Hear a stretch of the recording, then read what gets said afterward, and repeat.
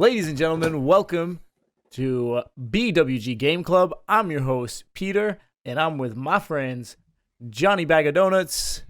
Hey, everybody. And Devon, a.k.a. the dark-skinned Dillion. Wow. Ooh. Wow. How fitting. How fitting. What's up, people? What is the Game Club? Well, it is a podcast where we pick a game and we play it section by section, and then we get together and discuss those sections. This time around, we are playing Hellblade Senua's Sacrifice, and we are on the final section of the game. This is it, season finale for Hellblade Senua's Sacrifice. We have finished the game, and we are going to discuss it right now. We're going to discuss it right now. And what I mean by right now, it's like in like 30 seconds, because I'm going to give you a recap of what happened last time. Last time, we had to get the sword. We had to get the sword that can kill a god. That's right. And in order to do that, we had to complete 4 trials. We did the 4 trials, got the sword, and then we ended up in a strange place with hands all over. With the sword, we can now go fight Hela and attempt to rescue Dillion's soul. Guys, what did you think of this section? Probably my favorite out of all we've played. And that's like without like it like ending. Like just it was just great. I just loved it. I really liked it. I think it had a lot going on in this section. Yes. A lot. A lot took place in this section. Yeah. We've got a lot to talk about. Yeah. I'll say I enjoyed it. I expected it to be combat heavy. I didn't expect it to be this combat heavy. Agreed. Yes. Agreed. And part of it was my fault. I will admit that. Part of it was totally my fault. But we'll get into that.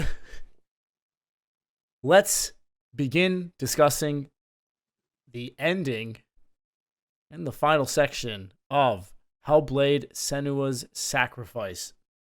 If you remember where we left off, we were in this place called the Sea of Corpses, and that's where we're going to pick it up. Senua has her sword. You take out the enemies, and then you get to move forward, and you get to experience this environment in the fullest. There are walls of hands just reaching out. I didn't know if the hands could grab you, so I walked so perfectly in the center of the of the aisle. I was like, no. I was like, thinking, don't touch me! Don't touch me! Exactly. I didn't care. I got all up in it. Did you? Can they touch you or not?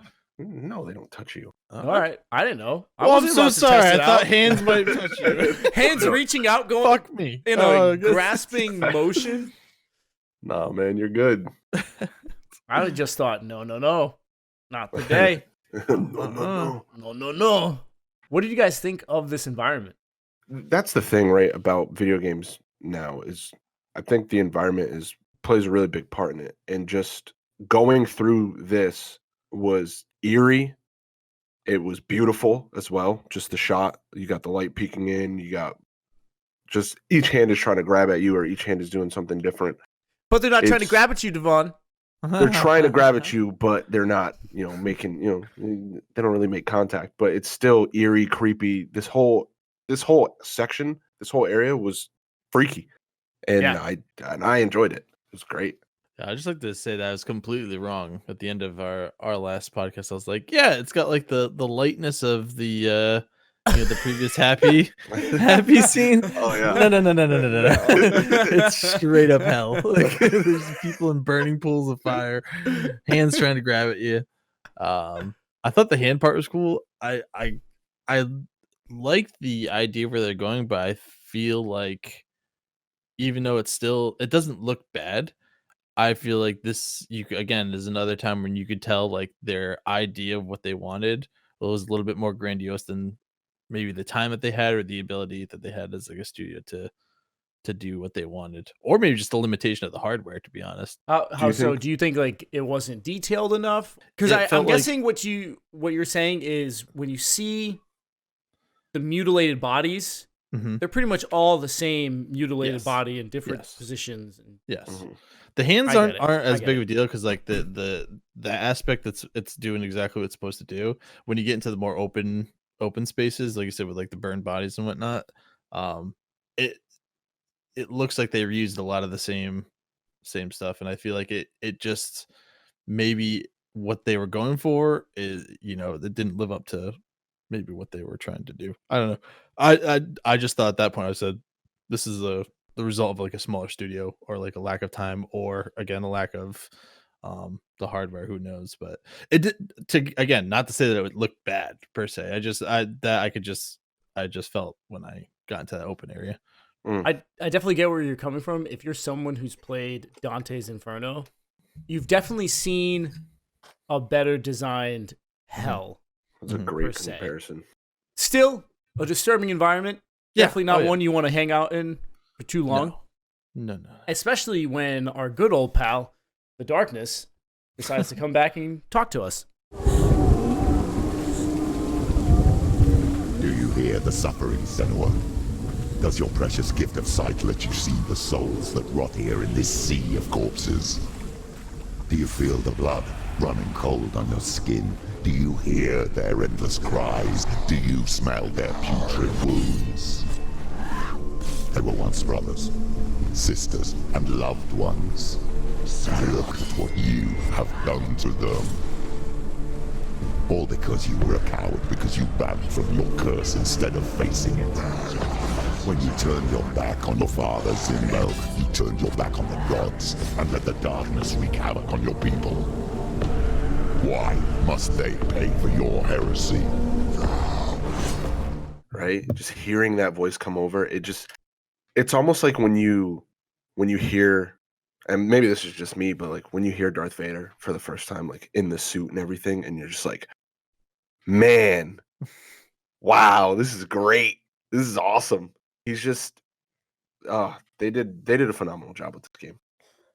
I will say that voice definitely leaves an impact. Every time he comes in and he has something to say, you're instantly thinking, oh, there's part of you that's right, but there's also a lot of you that's wrong, and I don't like Right. it at all. He's almost just like a bully, right? He just Yeah. comes in and he just fucking just lays it thick, tells you how it is, but at the same time he says it in a way where you're just like, okay, all right. Could he be right? Could he Right. Yeah. be right Could in what he he's act- saying? Does he make sense? Or His delivery is an asshole, but yes, like what he's saying, the he's a fucking actual like, wordsmith. it doesn't necessarily mean it's going to be that he's wrong per Right. se, and you don't know. Like you're kind of like going back and forth with it, which is cool. Well, this is also where the combat begins.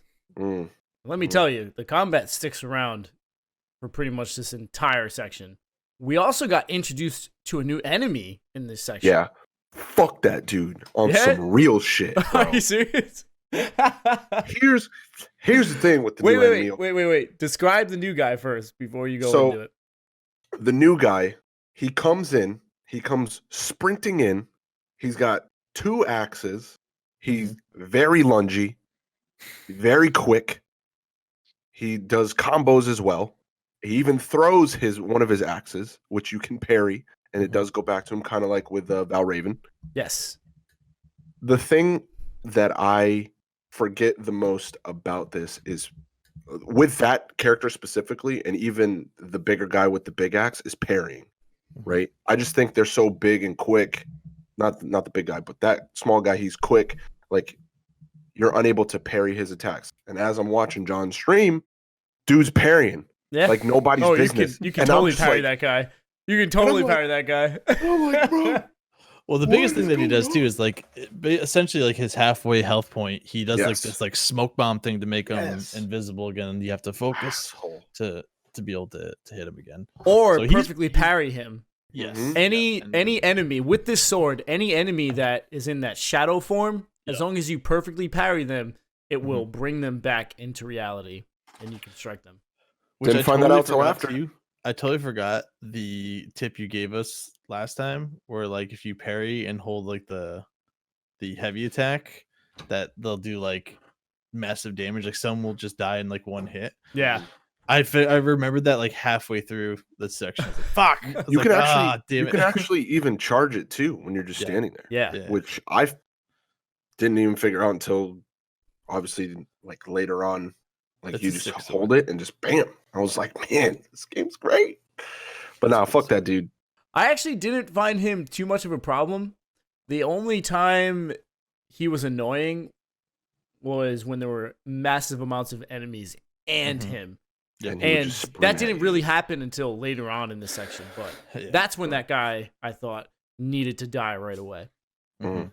In between these fights, because you have to fight a couple times, we do get a little cutscene, and we learn where Senua's mother might be. Senua's mother. Where that hoe at? Where that hoe at? Apparently down here, and we need to go rescue her. Or at least just try to find her. I thought this was kind of like Save me. there's two things that I thought of at this part where I was like, it's a semi departure of what we've been doing. I didn't know why we were going down this path, but then I was like, oh fuck, if I found like the faces in the rocks, would that have given me more background to go off of? And I was like, that kind of sucks. That like if it did help out, which I don't know if it did or not, but that was a thought that definitely came across my mind. Who is it? Galena! Mother! Where are you? Do you hear, Senua? It's definitely her. Do you hear the voice of your mother, Galena? She calls for you, Senua. Go to her. Answer her pitiful call. The darkness took her life, and it will take. Mother! I need you! Help me! Darkness is here. You're both dead. You both surrendered to the Even voices. your dear beloved mother was powerless against the darkness when it came for her. She too had a sight. She too doubted the gods and let the darkness infest her. But she didn't run. She escaped the only way she knew how. She gave her life to the gods. If only you had done the same, the world would have been spared this horror. It's not too late. She's calling for you. Why don't you join her? When he said that, I remember playing the section and thinking, did she give her life? It sounds like something else happened. The way she was crying up in that rock, it didn't sound like she willingly gave her life. Right. But I didn't know what the subtext was or Right. what actually happened. It was just a thought. But that was also the moment where, as we said earlier, you think, oh, he kind of has a point, but at the same time, I don't trust everything you're saying. Well, the only reason why you somewhat trust him is because you don't know what you can trust of Senua. So it's like, we think everything that she's doing and seeing and saying is legit in what's happened, but we also know she's got some issues. So when he alludes to something or says something, you're like, I don't want to believe Senua too much because it could be like, just because this guy's an asshole doesn't mean he's wrong. And John, that's a good point because you really don't know who to trust. You don't know if you can trust anything that you hear or see. Right. The narrator, we don't know if we can trust. The darkness voice, we don't know if we can trust. Senua, we've seen her go through so many different things and experience so many different deaths, both voluntary and involuntary, by the way. I mean, all involuntary, but sometimes done by us. That we don't know what is real or what isn't. And at this point, I don't think you can accept anything as real. Right. You got to take it all with a grain of salt. The fighting continues, and there is a lot of fighting. What did you guys think of that? I should ask you. What did you guys think of this amount of fighting? I was getting tired, man. I was like, dude, when will it end? And then they just kept coming. I was like, stop, please. But I think in any time for it to happen, right? I'm glad it was like this because you get acclimated to the controls quicker. Like when I go through these sections, I forget the controls. And, It's also been a while since we played the last section. yeah. And the last section didn't have a lot of combat. Right. Yeah. Exactly. So jumping into this, it's a little frustrating, but at the same time, I was kind of thankful for it to start off like that. I like the challenge of them throwing all the different enemies in there. My only critique is that just seemed to be their move for the rest of the section. It was just like, hey, here's the part. Here's all the guys that you fought. Here you go again. And again, it was fine, and it was still challenging because, especially when you get surrounded by certain people, and if you have one like the big guy, even though he's not fast, he can still mess you up. It could be challenging, but it was just like all they did was just throw everybody at you, Just and that was the Yeah. fighting section. And Just we're gonna have everyone again, and we're gonna have everyone again, and we're gonna have everyone again. just It's fine. mashing the A button. Almost- Nobody's business, dude. Almost exhausting to a point. Yes. Yeah. I remember finishing a squad of enemies, and Senua didn't put her sword away, and I couldn't see the enemies, and I had to walk slowly to the left, and I saw them coming around the corner, and I thought, more? There's more? Yeah. Not bad. Again, this No. isn't bad. I'm not This is critique, just like the super tiniest critique. I'm not saying that this was an awful section, but I feel like those expressions are what you want to avoid from gamers. You don't want them to think, "Oh my goodness, again?" Right. Well, and it just kind of exposes how few enemies they have Yes. in the game.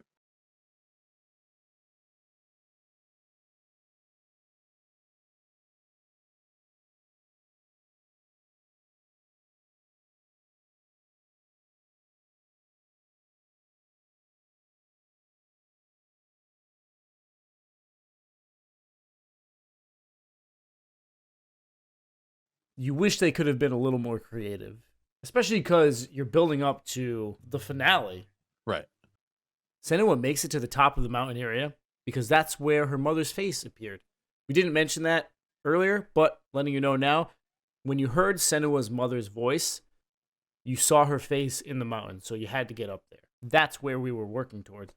We finally get to the top of the mountain, and we see a statue there that looks like Senua's mom, and we get to see her face. A little cutscene happens. I can't fight it anymore. Not on my own.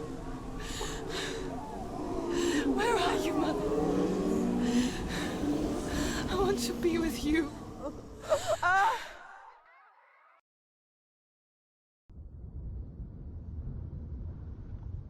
That night, she gave up on her world to follow in the footsteps of her mother, to go to a place where the darkness couldn't reach her.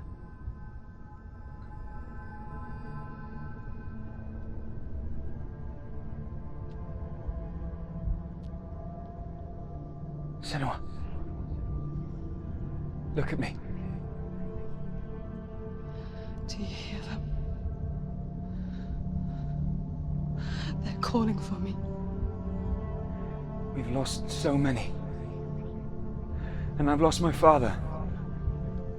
I can't lose you. You said it. I have blood on my hands. I didn't say that. You've done nothing wrong.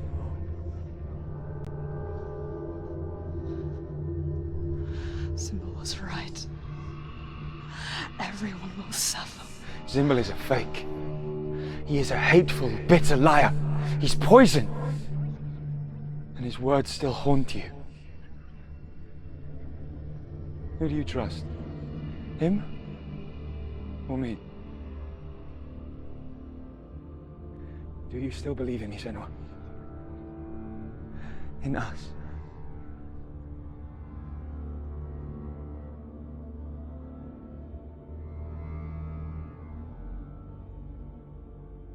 Come back to me. Please.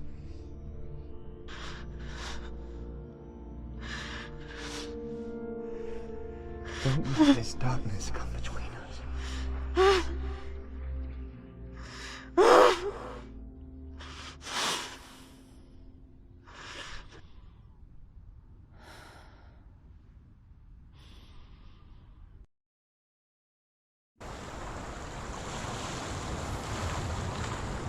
hardest battles are fought in the mind. He gave her the sword with which to fight in more ways than one. And she gave him her word, never to surrender. All she needed was a little help. A little hope. I just want to say, I told you. What do you mean? Dillion never blamed Senua for the father's death. Yeah. Yeah, you're right. I mean, for all we know, he could be like, "Oh, that wasn't me. That was just my anger talking." I'll give you that, but I don't think it is. I don't think it is. Just want to say, Senua has been just beat up, dude. Yeah. She's been through some shit. Did you guys take that last interaction there as like something that happened for real in the past? I did. I did. Only because we reached a point where she's starting to see things clearer now, as opposed to the bits and pieces they've been giving us. Yeah. Her standing at that ledge shows that she almost jumped off and tried to kill herself, thinking, Right. "Oh, I'll be free of the voices if I do this." Right. And she thinks Which that her mother did the same thing. Right. Gave herself, which is what the darkness was saying. She Right. gave her life to do this. And I thought, I don't know. I don't think that's what happened to her. But when I saw Senua standing at the ledge, I thought, oh, so she did try to kill herself. And it was Dillion who tried to pull her back. We don't know how she reacted to him. She obviously didn't jump, but we don't know how she truly reacted to him when he tried to help her. Yeah, because I from that whole thing, it seems like they were alluding that her mother killed herself and that she was going to be doing the same thing, and that that was her reaction to, I think, what we saw before with Dillion's father dying and her just being so distraught. And she's like, this could be it. And then him again pulling her out of the darkness to make sure she obviously doesn't do that. But I'd be lying if I didn't say, Pete, that I thought of you at that point when I was like, well, Pete did say that. But yeah, it was good. I liked it. Hey, don't worry. There's a point where you get to say, yeah, I was right, coming up later on. And when we got to that part, I definitely thought of you. I thought, oh, John was 100% right about this. We're back on Shipwreck Shore. Senua has the sword. She has hope. That's what the narrator said. She just needed a little hope. She needed a little hope from Dillion. Dillion gave her that hope not to jump off and kill herself. And he's still giving her that hope right now to continue on with her quest. Now we get to enter the mountain. The Mines of Moria. We also learn that completing these trials and what you could consider as that true final trial at the end there did not get rid of the voices. Nope. No. Yeah. As a matter of fact, they're back and stronger than ever. We found her. We found you. We thought lost. Where have you been? Here she is. Don't worry. We're here to help you. You don't have to do this on your own anymore. You need us. We were worried. We're here to help you. You need us. So worried. Silence is There's a way in. Into the mountain. Can you see it? Shall we tell her where to go? It's not far. Go on. Look up. Just up there. Listen to us. That's it. You can tell to go. Shall we? Does she know which way to look? Does she know her way into the mountain? She's a good girl, isn't she? Look up. So clever. I was thinking, oh, all right, you guys are going to be going nonstop now, huh? And they do pretty much. Yeah. You hear them Whole time. almost all the time. Oh God. It's funny. There's like a reprieve of maybe like a minute of them not being assholes, and then they just start right back in. Like, oh, great. It's like when they stop doing it, right? You're like you said, you're just like, oh, thank God. And then on cue without missing a beat, just back into it, and you're just like, you just find yourself just like, please, just stop. The voices do tell you that all you have to do is go up, and you can head on into the mountain. That's right. There's another mountain that we need to go into. We need to climb the summit to get to Hela. Unfortunately, there's one tiny little obstacle that we have to get by. Tiny. Yeah. How tiny? How tiny, Pete? Please tell me how tiny.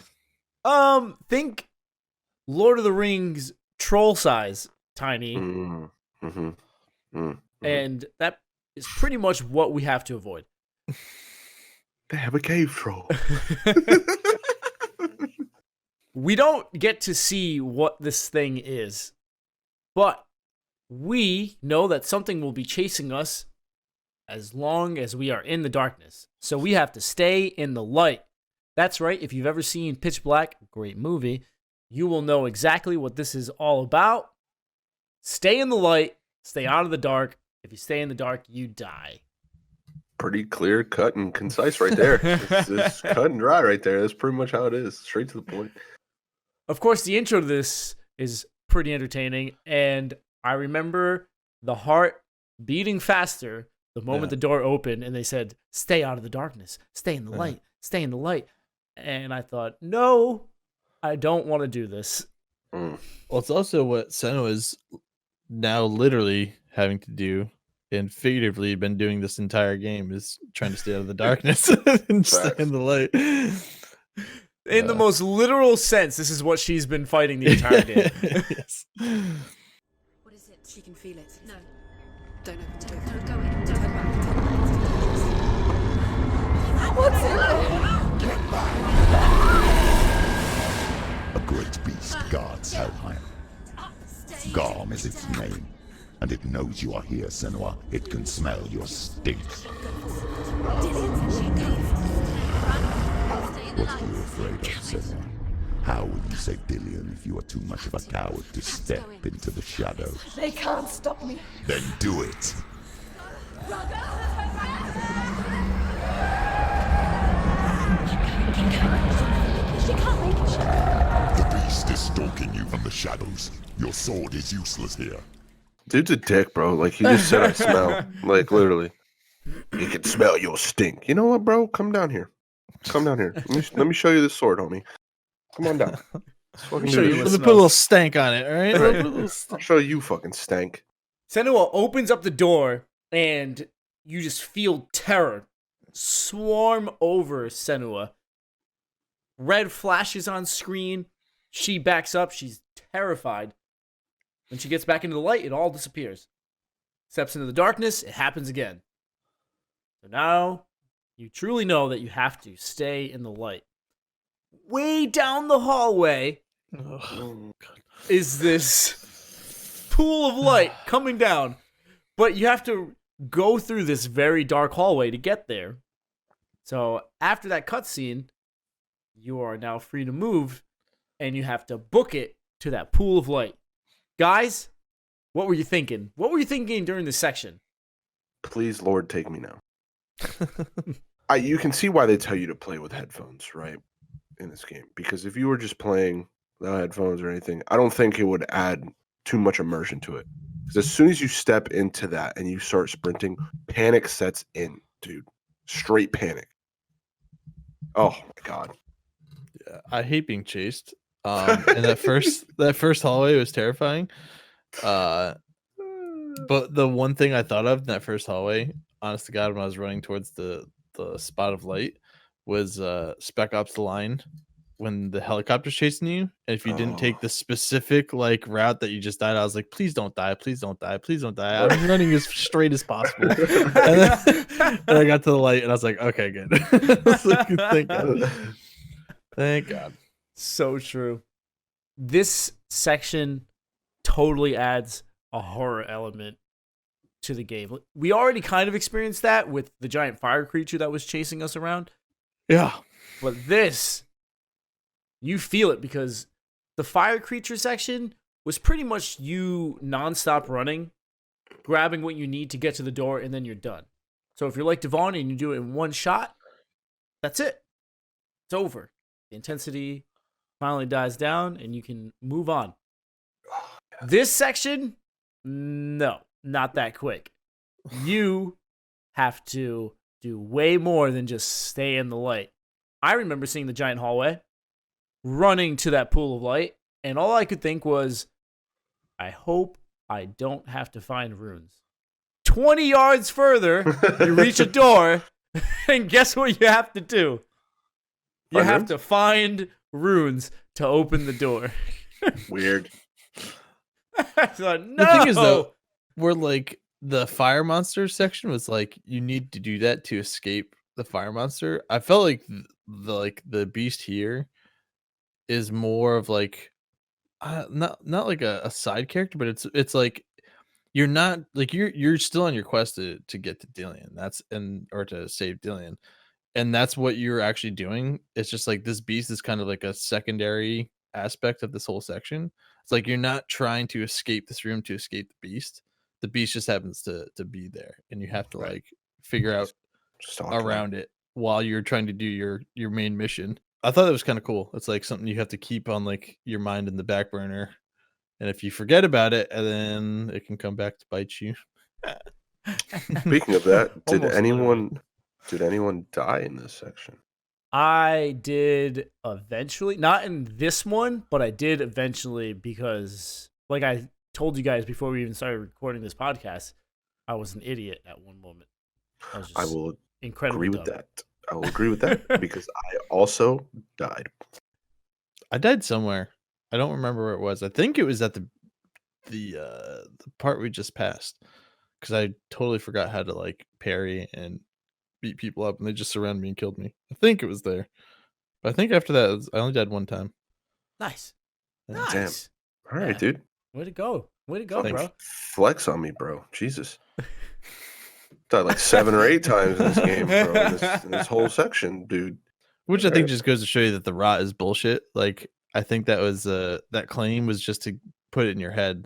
Yeah. To, like, It scare you definitely more was than- there to scare you. I don't think there is a game over or all progress lost moment if you die too many times. Right. Which, that's kind of bullshit because, like, I wish they would. But awesome at the same Right. time. Because the moment you see that, if you're like any of us, Mm-hmm. I mean, just think to what John said in the first section where he says, yeah, what the fuck does that mean? Is it game over? I start from scratch? Like, what? All right. So we're thinking the entire time, I don't want to start over, don't want to do that. It adds to the intensity, even though there's no way you could possibly start over. Right. But you are making that a factor in your mind. So that's adding to the intensity, which is basically something this game does.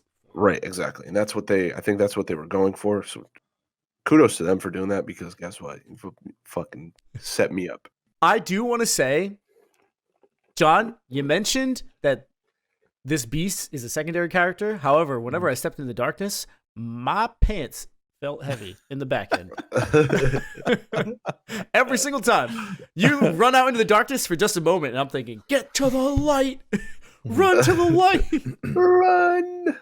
Well, you eventually get the torch, right? So it's less terrifying, but it kicks back in anytime the torch goes out. Like, I never completely forgot about the beast, but like, you forget about the terrifying part of the beast until your shit goes out. And you're like, oh, okay.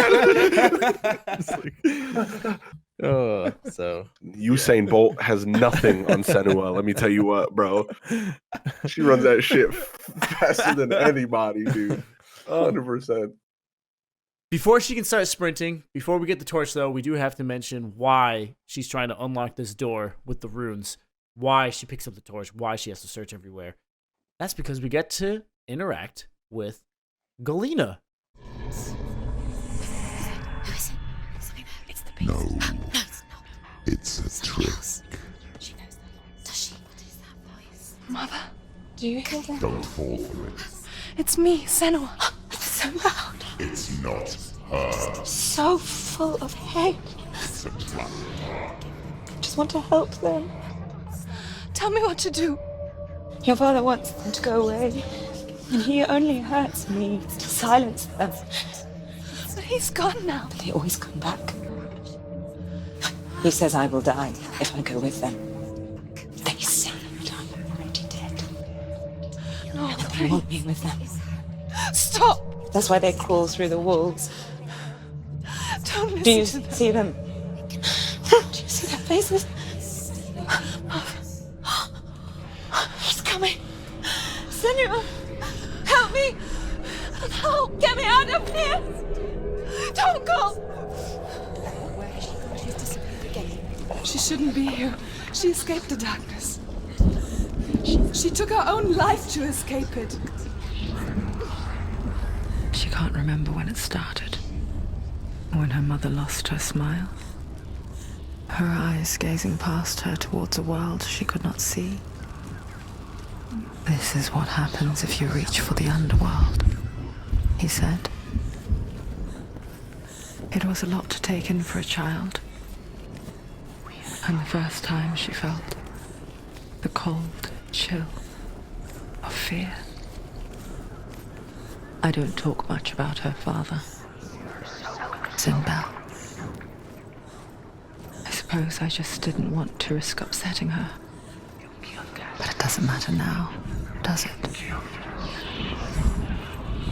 So there we are. We get the confirmation Senua's mom killed herself to get rid of the darkness. But why is she down there if she got rid of the darkness? Questions to be answered, but we can only find out if we can get behind that door. And to get behind that door, we have to find the 3 runes to open it. So this section, pretty straightforward. Find the runes, you get to open the door. We've done it before. The one thing that I do want to point out to you guys is there is a point where you have to go underground. And when you go underground, you have to go into water. And it's okay, because Senua can hold the torch above the water. She's smart, walks a little bit. But then there's a steel barrier in front of her, like a cage. And the only way to get past it is you have to swim underneath. Torch has to go out. Let me tell you guys, in real life, I would have squeezed that torch through the top, and I would have tried to swim under while holding it above and grabbing it from the other side. Would not have just that sounds logical, dove Peter. deep. Yeah.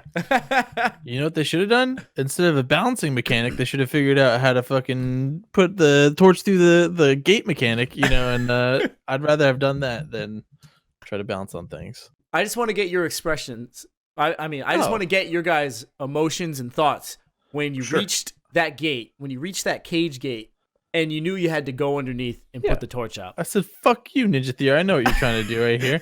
Sons of bitches. And then they did it.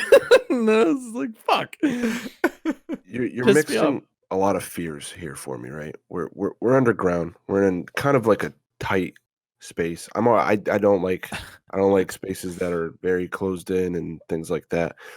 Now, you're taking away my main source of survival here. Yeah, protection. Right? My protection from something that is trying to harm me and kill me.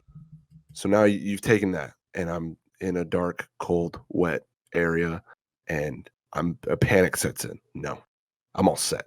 You guys are assholes. Yeah, like you start going into the water and you start going down. I'm like, oh, awesome. And then I see the grate and I'm like, no. Right.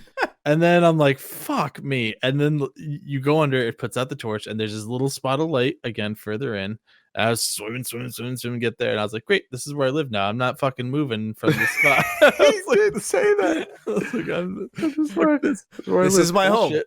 This is where I live. I will not move. The thing that scared me the most when you're running and you don't have the torch is all the other little pools of light that are there. Some of them are tiny. So I'm like, what if I overshoot this? What happens if I run too far ahead? It's so many factors. It's terrifying. It's nerve-wracking because of the screen starts flashing red. Yeah, you start hearing crazy noises. Fucking no. It's unrelenting until you get to any type of light source. And I can tell you guys right now, with that torch in hand, I lit every single damn me too. torch. Anything that I could light on fire to pull the light in, I said, yep, guess what? Let there be light. Let there be light. It is actually interesting, kind of going back to what we brought up not too long ago, as far as like your own insecurities or as like your own things as a gamer. You run to like the smallest pool of light, right? And you're like, I can't move outside this like one little bit. Like, for all you know, you could be like, once you hit it, you're fine or whatever, or like you could be somewhat outside of it, but like your own insecurity of having to be in there plays into you like making it more panicky than what it should be.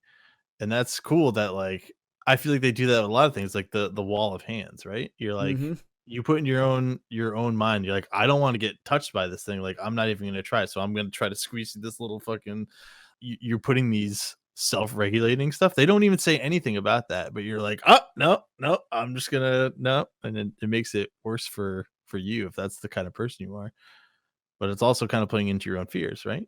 Right. The game did that a lot. And I'll tell you right Mhm. now, there's a section where to find another symbol, to find another rune, you have to fight some enemies. My torch dropped when the enemy spawned, because Senua immediately drops it, draws her sword, and you have to fight. I fought on top of that torch the entire time. I thought, nah, Ninja Theory, you're not getting me. There was a moment where I knocked an enemy away, and he got up and started slamming his weapons together. And I said, nah, bitch, you come here. You come here. Guess what? I'll wait here all day. But it goes to show you that we put that fear into our own minds. Other than that, how did you guys feel about this section? I don't know if you guys got lost or anything trying to find one of the runes, but I could not find the rune for the life of me. It's the one that looks like a P, I believe. Could not find that thing to save my entire soul. And I was like, dude, where do I go? What am I missing? What is happening? I must have walked around this shit forever. And then I finally found it and I said, Yeah. awesome. I got lost during that too, because I think the section is you get to this one area where there's steps that lead down into, and I think that's where you go under the water, and it takes out the torch. I didn't even think to go back there because there's stairs that go up, and so I kept like being like, okay, that was one of the puzzles, that was another one of the puzzles down here. I'm like, what am I missing? I kept going around and around, and then I finally went back to that area, and I was like, oh, there's stairs that go up. The whole runes in this section is cool too, because like everything was more of revealed by lighting the torches. Yes. Which is kind of cool. So like, and it was different ways, right? So it's like one you had reflecting the blood off the floor. Yes. And then one was actually like reflecting the water off the water. And then the other ones was like the shadows of the torches on the thing. I was like, that's where I think they could have done more stuff like that for previous rune stuff. Yeah. Not just having them right out in the open. Right. When you've previously hid them all. Right. Ninja Theory. Take some notes. Take some notes. But we found all of them. Yes. We found them all, and we can push through the door and continue on. Where is she? She's gone. No, she's there. She's not. It's a trap. The beast is coming. Stupid baby. Run away from the beast. For nothing.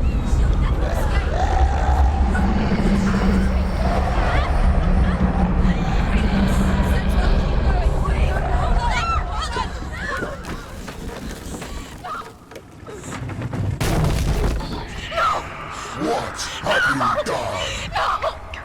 No! You've lost him. It's over. The darkness is back. You've lost him. You've lost him. Get out. Get in the light. Without his head, you will never bring his soul back. His fate is sealed.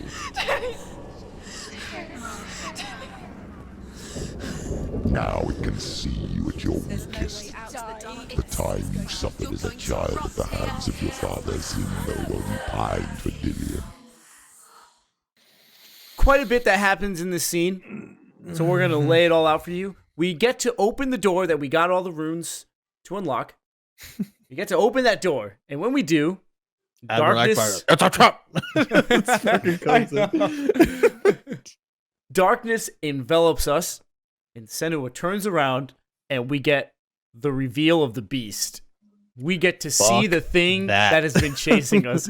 And I remember when it turned around and you saw that thing at the end of the hall. It's far away, but you know that thing is about to book it. When they showed that, my heart dropped. My heart just skipped 4 beats. Describe it too for the people that they can't see it. It's this giant 4-legged monster, almost like a Gears of War reject. It's But massive. yeah, but even more terrifying. Like you can see the bones protruding from its body. Ugh. I thought it was scary not knowing what was chasing me. When they Yeah. showed it, I was even more terrified. I thought, no, I wish I never knew what was behind me or what was in the darkness with me. Yeah, you think that, like, you know, you'd rather your mind, like, your mind's scarier than what someone can come up with, right? Nope, this thing was pretty fucking terrifying. Pretty I only knew fucking terrifying. I only knew 2 words at that point. It was no and go. I was like, no, no, no, no, go, go, go, go, go, no, no, no, go, go, go, go, and I'm just like, oh my god. It's like when you're dreaming, right? And you're running away from something, and in your dream, you can't run fast enough. You can't run fast enough. That's how I felt. The only thing that would have made this moment scarier is if, as you were running, because you do have to run. The moment Senua turns back, you have to run down the hall and try to get to the pool of light at the end of it. The only thing that would have made this moment scarier is if, as you were running, your controller vibrated and you could hear the... Oh, stop. And then as you got closer, your controller vibrated even more. Like faster, and like it's a heartbeat in your ear. Yes. And Just you could just beating. hear the steps. You could feel the vibrations. Things are shaking around you. If that was happening, oh man, I would've taken my headset off. The headset would have been like this. And nope. I would have lost it. I would not have been able to handle that. Senua does make it to the pool of light. There is a bridge, but as she tries to cross the bridge, it falls apart. Tim the Toolman Taylor was not there. No, that was a poorly not constructed there. bridge. Fast. Falls What a bunch apart, of assholes. and she falls Uncharted style, hanging on to the end of the falling bridge, and she slams into the wall. When she slams into the wall, Dillion's head comes loose from her waistband. She just dropped me. Just let me Siobhan go. just fell down into the abyss below. That's what she was crying about. That's what the darkness said. What did you do? She has lost Dillion's head. How can she save his soul now that she's lost his head? He's just a dick. He rubs it He's in. like, The darkness literally, rubs it in. that is it for you, Senua. You what do you expect to do now? Fuck off. Like I'm already at my lowest point, and here you go, just pushing me down deeper. Yeah, it was a roller coaster of emotions. Terrified, being chased. Then you're just like, you know, watching her, like you said, do the Uncharted swing into the side of the rock. She's like, oh my god. Then she lands, and then the head just does like a fucking roll off, and you're like, oh my god. And then it falls like 3 stories, and you're just like,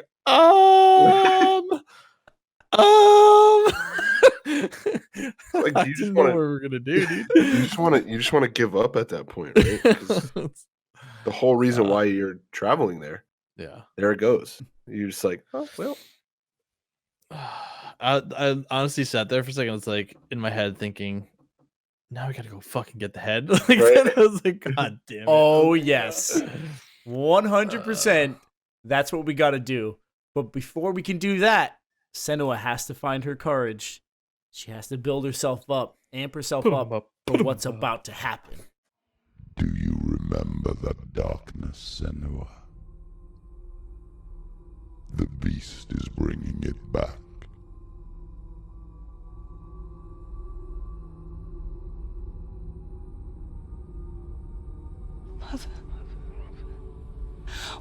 you leave me? This darkness. It's spreading.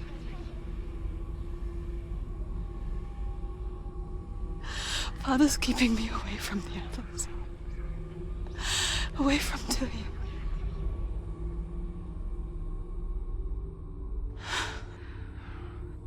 I won't give up. I'm not going to rot in here. Now it's time to find Dillion's head. You can see that she's brokenhearted that her mother left her. The way they have her positioned in that scene, she's basically curled up into a ball, sitting down. Right from there, you can tell that that's when she was young. It's showing her at a vulnerable age. And she is wondering why her mother left her. For all we know, Senua's mom killed herself. Galena took her life to escape the darkness. However, to Senua, that was her leaving her behind. Senua's not going to leave Dillion behind. So we have to go find that head. We pick up the torch and we go down into the depths. The environment itself is kind of cool. It never felt repetitive to me. It's definitely not impressive because you're pretty much just in a cave. But the way they utilize light, the way they switch up the areas, the little puzzles that they have in between each section in order to progress to the next area, it's fun. It makes it definitely enjoyable. Always tense because you still have to avoid the beast. You still have to stay in the light. If you don't, you're going to die. There are a couple sections in this area where you have to find a rune. Just one rune for each door, which is nice. It's nice to walk up to a door and you have to find a rune, but there's only one. You think to yourself, thank goodness, don't have to run around trying to find 8 different runes. Exaggerating, the most we ever had to find was 3, but still. The rune I want to talk about is one of the last ones, and that is where I was an idiot. There's a locked door. To find the rune, you have to go onto the other side of this gate. There's a giant steel gate. Can't get past it unless you walk through water. If you walk through water, your torch goes out, you're going to get killed. Now, I didn't know that there is a way to walk around. And when you take your lit up torch and walk around, you can go around the other side. You can light a standing torch there so that there's light in this one area. You can't continue to progress because your path is blocked. But you can see a walkway, and if there was some way for you to get that walkway down, you'd be able to cross. Now, I did not know about that area, so I ran through the water, ran all the way to the walkway. I knocked the walkway down. Luckily, when you knock the walkway down, there's a pool of light that shines down from above, so you're okay. But at that moment, I thought, where do I go now? I had no idea. I looked around constantly. I saw the torch, the unlit torch that was right there, and I thought, oh, I have to get fire there somehow, but how do I do that? I don't understand. And I tried to run into the darkness. When I ran into the darkness, she ducked underneath, and I kept crawling, and I thought, maybe there's something there. No, I ended up dying at this point. I'm assuming what you're supposed to do is work backwards again, and then go through the water, get the fire, and then go around. Yes. The way or whatever. What you're supposed to do is you're supposed to go through that way, that you're supposed to go through that side path, light the torch, come back around, run through the water, knock down the walkway, and then you can easily light your torch again. Light the torch that you're holding. Yeah. I'm glad that we had the same experience, Peter. Hey. So I didn't know how to do this because I did not know about that path at all. So when I did this probably twice and just said, maybe I was just too slow. Maybe I can make it through that little crawling section. Nope. Senua just balls up and just dies, swallowed by the darkness. And I was like, man, this is stupid. And then I, like you did, wandered back and saw the path and said, well, isn't that weird?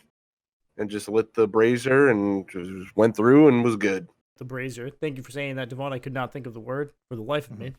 You're welcome. With that pathway accessible, you can light up another brazier, and then you can find that symbol that you need and continue on. You can unlock the door and move forward. Moving forward brings you to another underground path. You have to drop down. It's a little tight. Senua has to crouch down. Start moving forward. The hands from the Sea of Corpses make their appearance yet again. Yeah, out of nowhere for no fucking reason. Scare the shit out of you. Why all of a sudden here? That makes no sense. It's like you said, it's just to scare you. It's Just to to- scare you. Did it I scare you, John? definitely jumped. It made me jump. I don't Definitely think got they me. need to do that. You know what? This whole experience, this whole game has made me realize that me and John both do not like scary games. You need to earn the scare, right? I don't want to just have like be startled for no reason. That's not a scary thing.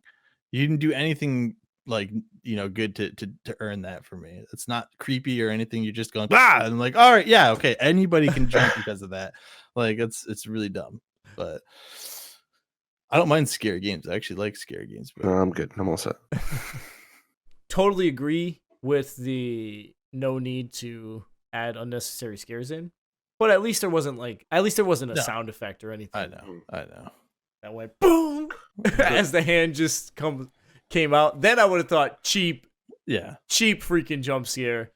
Unnecessary. Yeah. Senua continues down this dark tunnel, and we get to the beast's lair. I hear you. Come back to me, Shane. I'm coming for you. I'm coming.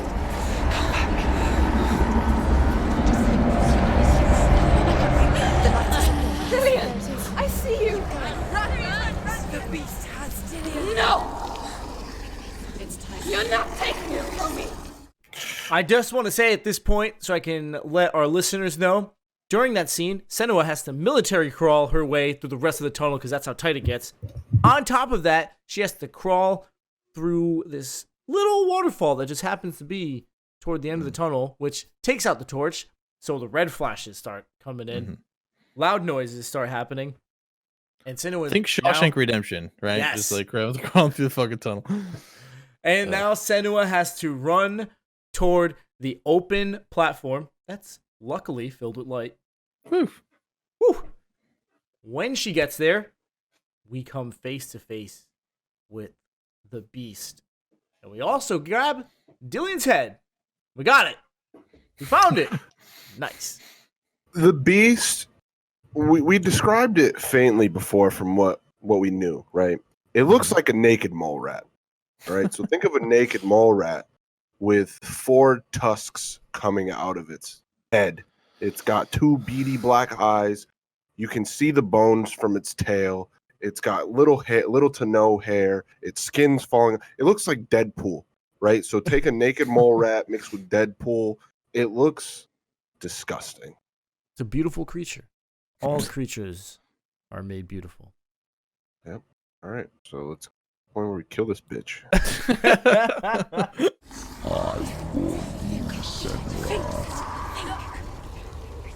I can smell your No. You betrayed your god. I am leaving with him. Turn your back on me.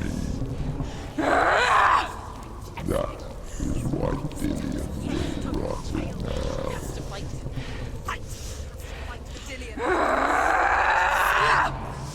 Come into my shadow. And the boss fight begins. We have to take down this thing. By the way, that naked mole rat is also the size of probably 3 grizzly bears put together. Just gotta say that. What did you guys think of this boss fight? Scary. Yeah. The great word. Not here for it. I mean, it's just it was really cool. It was fun. They do their boss battles awesome. I mean, this thing's gigantic.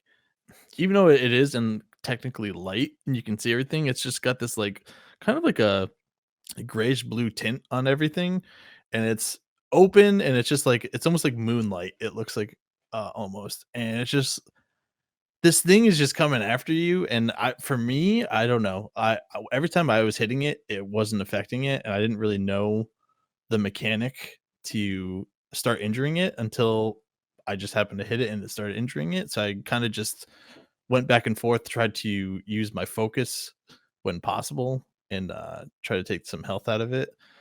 But then it like does its secondary attack, which it just backs its way into the fucking shadows and disappears. And that was almost the more terrifying spot because it's like I think you have to follow where you can hear the growling, like the grunting. It's two things. Okay. You can use the audio to hear the grunting, and that'll tell you which direction to look. Yeah. When you find where it's hiding in the darkness, your controller will vibrate. Oh, I didn't even notice that. So when you feel your controller vibrating, yeah, that means you stop right there and wait for it. It'll jump out at that location. Gotcha. Because the first time it backed into the darkness, I was just ready for it to pounce, and then it fucking came at me like a raptor from the side, and I was like, "Holy shit!" Then I realized when it does that, I need to like look around, and I realized that I found it by the audio. I was like, "Oh, I can hear him. Oh, he's right there." It's just fucking terrifying, dude. The thing coming at you. It's just they do such a good job of this. The start of the battle, when Senua draws her sword, and the fight is starting. Right then and there, I thought, I don't want to fight this thing at all. Right, yeah. The way to harm it is you can't do a normal attack to its face, just because that's bone. You have to go off to the side.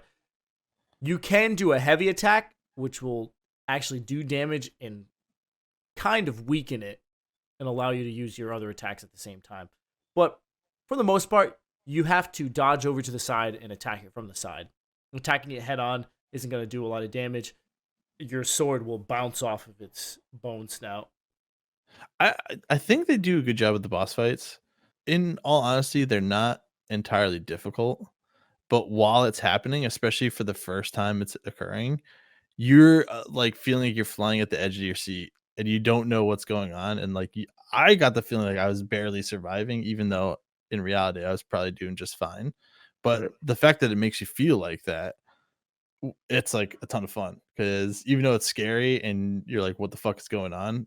You're just like, oh god. And it was like I was scrambling, but I didn't die in this, but it was fun. It's a good time.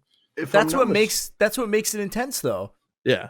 Is the boss fight doesn't need to be hard. I just need to feel like I'm being tested. Right. If I'm not mistaken, he has a second phase, right? There's no second phase. It's just when the light goes. He has an attack where he'll spray out shadow everywhere. No, I know. Yeah. And then what happens is you can't see anything, and it's just red flashes. Mm-hmm. So you are pretty much fighting in the dark at this point. Right. That is a terrifying moment because you can't see what's going on. You get quick flashes of the light pouring through when he's about to attack you. So it'll just come into clear view. You'll see a giant claw or it coming to bite you. Mm-hmm. And that's when you just say, whoop, dodge. I mashed the A button. When the darkness came in, I was every time. Bob and weave, bob and weave, bob and weave, bob and weave. Anytime it did that, I never attacked with that. The way to get rid of that is if you have your focus, if you have your mirror ready, you can instantly disperse that darkness. The darkness? Gotcha. Yep. You just activate the mirror and you can go ahead and continue on the fight. Interesting. When you first start the fight, right, there's light pouring down. And what I was saying, like second phase, is I think halfway through it gets a little bit darker.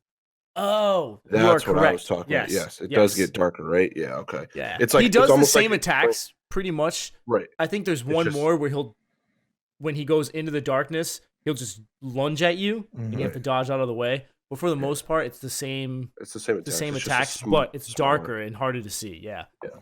You are that correct. Fuck. That piece of shit. Overall, though, a really fun boss fight. Yes. Yeah. Yes. I would put it up there with Valraven. Yeah, I was thinking I might put this above Valraven. we finally defeat Fenrir. Never even said his actual name. Only know his name because the achievement popped up once I beat him. It said, defeat Fenrir. I said, nice, got it. Of course, that's no time to rest. And John definitely knows that's no time to rest. Because Senua was looking around, and she gets yanked from behind. Fenrir pops up behind her and grabs her and starts dragging her away. And she starts swinging her sword. Yeah. Trying to survive this. I wish you could have seen John. Go ahead and check out the VOD. John defeats the beast, puts his hands up behind his head, and he is kicking back. He thinks, oh yeah, it's Thank good God. now. This is my time of reprieve. The beast yanks Senua, and he grabbed the controller so fast. He sat up But wait. so quickly. I There's was like, more. that's my own fault. I should have known that was going to happen.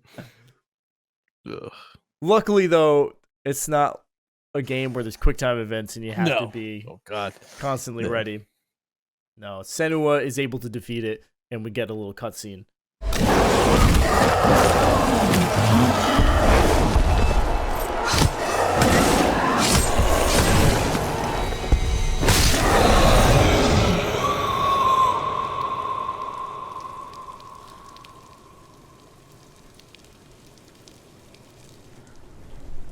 People think of evil as an unnatural, invisible force, and so invoke the gods for protection. But evil can come from the hand behind the gods. A familiar hand, cold and cruel. He tried to fix her with his rituals, kept her trapped in that hole. She couldn't say which was worse. The darkness, or the monster that her father had become. She couldn't fight them both.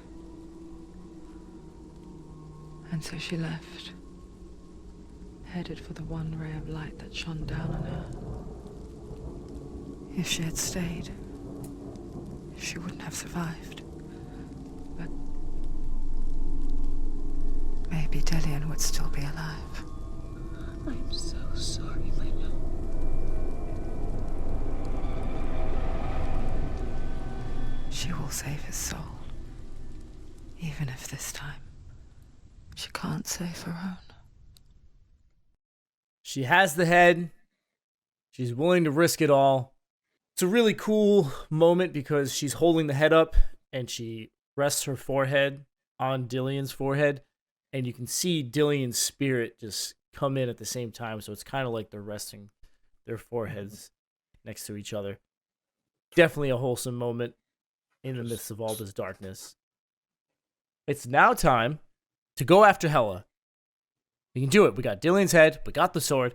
We can continue on our merry way without the threat of this beast and darkness and all that. Guys, how good did it feel to not have to worry about the darkness anymore? Man, let me tell you what. Felt great. It was good. I was confused as to where the beast went, but it was good. Oh, she killed it. Yeah, but then he attacked her and dragged her back in. Yeah, when she Yeah, stabbed, she was he stabbing. went- She was stabbing Oh, really? that whole entire time. Yeah, Yeah. he Oh, yeah. dissipates. Fuck, I Yeah. missed that. Yeah. Damn. He Mhm. grabs her and she just starts swinging the sword, chopping away. Yeah, And then you can probably just look- hear the beast go, ah! And Yeah, then fuck you, go beast. away. All right. we're good. Yeah, the reason why you missed it, you probably looked away from the screen and then looked back.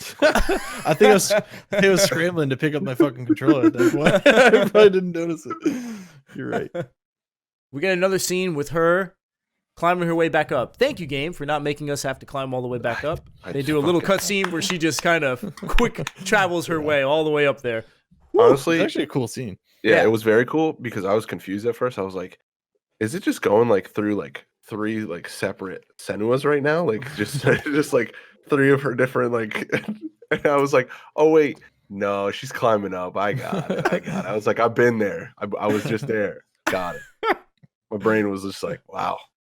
The camera does a one take shot moving up the abyss that we just traveled down. Very And beautiful. as it pauses on each area, you see Senua climbing up. So it's telling you that she's moving her way back up the mountain. Which it's a great shot, beautifully done. I'm just stupid. I can appreciate it now though. So Forgive me, Senua. I know you have no reason to trust me anymore. Shadow, listen.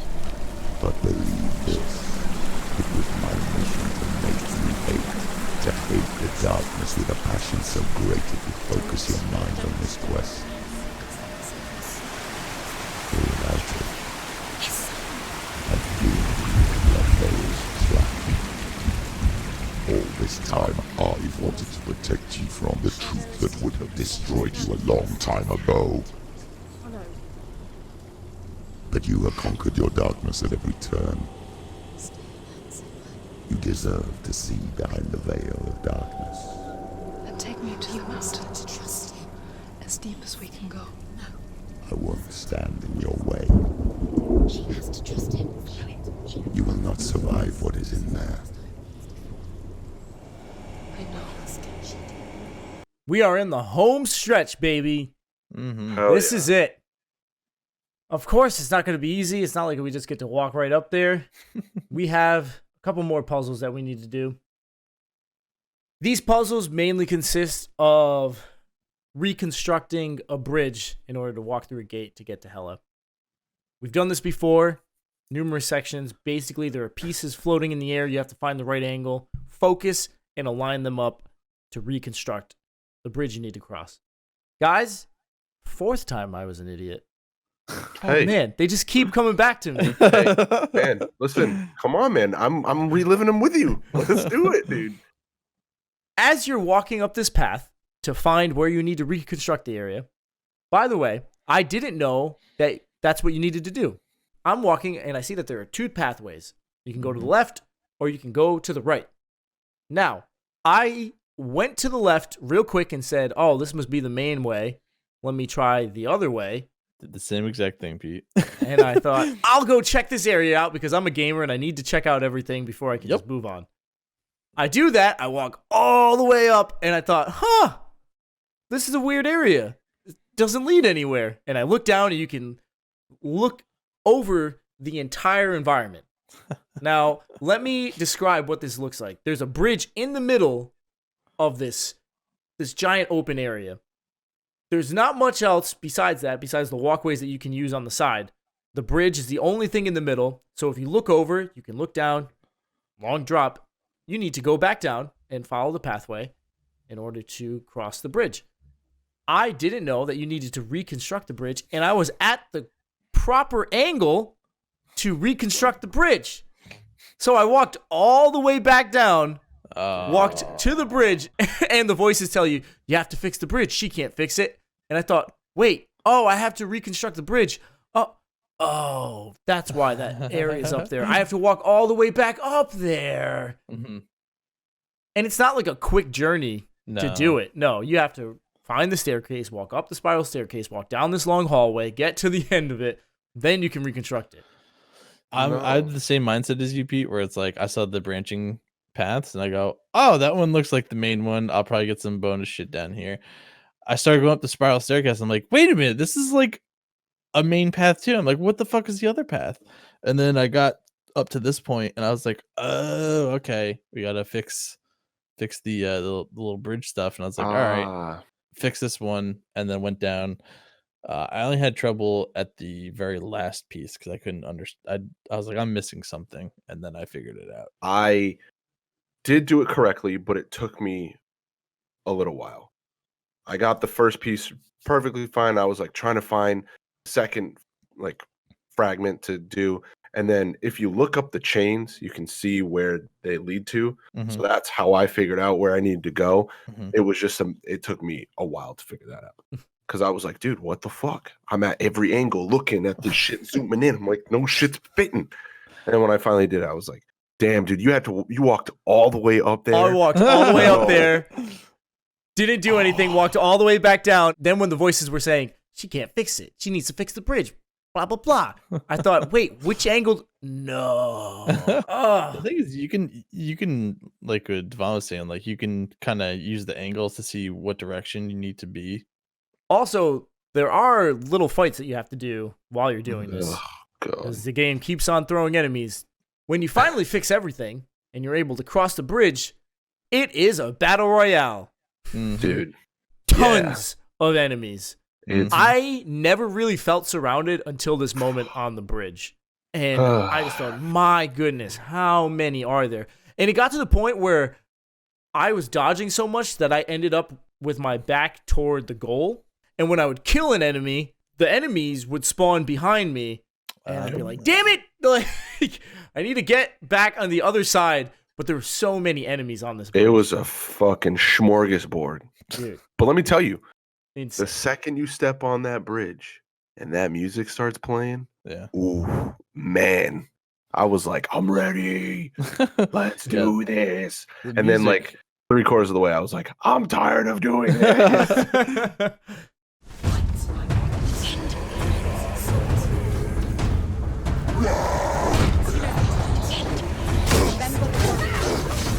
They do give you a bit of a reprieve, though.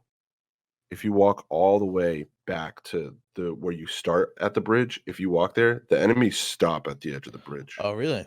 Yes, they just stand What? there. Yeah, because when I walked back there, they just stood there and they were just like waiting. They're just like, so I was like, okay, let me catch my breath real quick. Let me just hang out. And then I just started sprinting at them and hitting them, and they're fucking relentless, dude.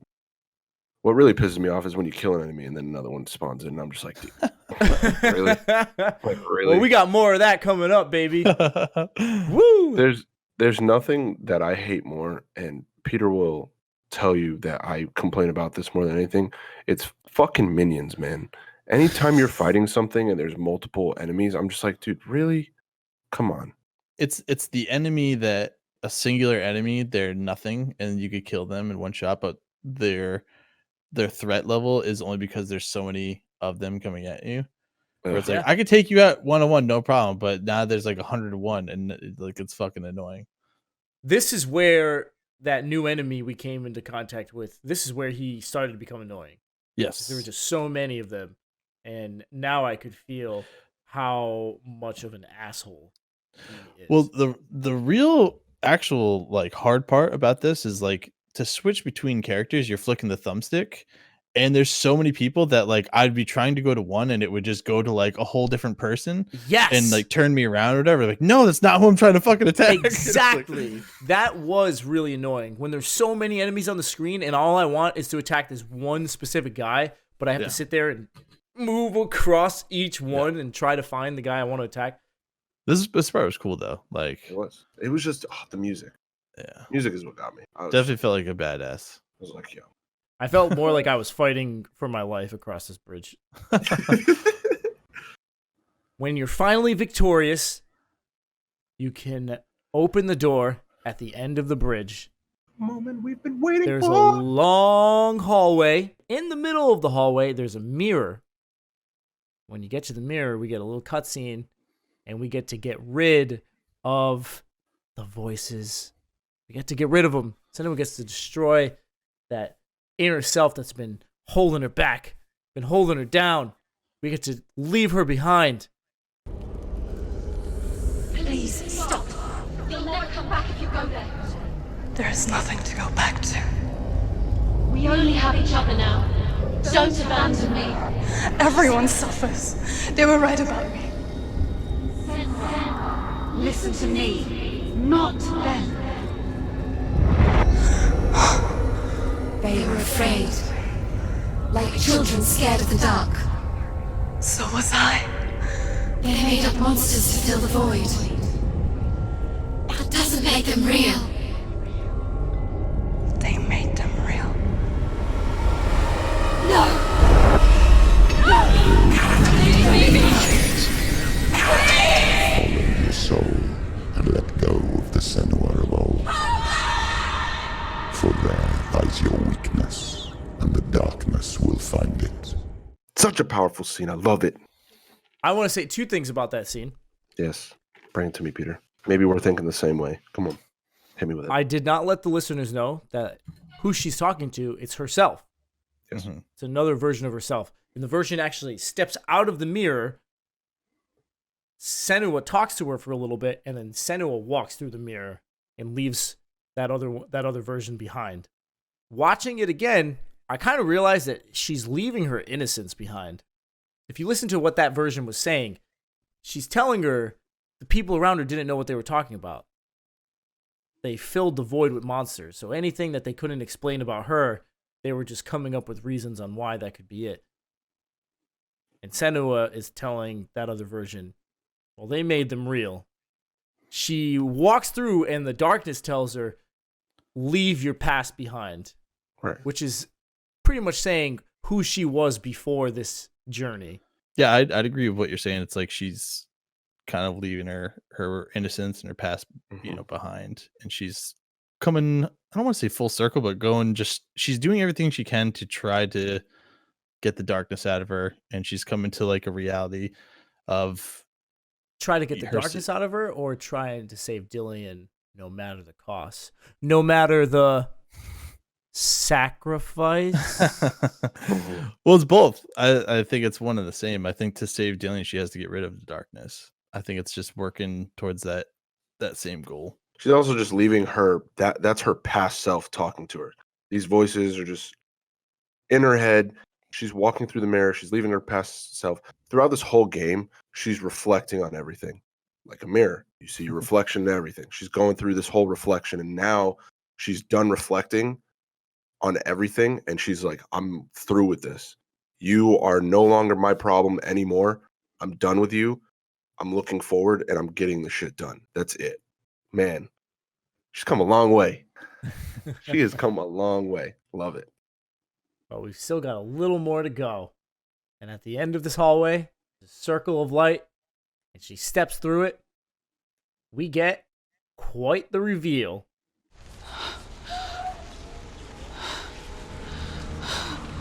Wait, Mother! Don't see me like this. Turn away, Senua!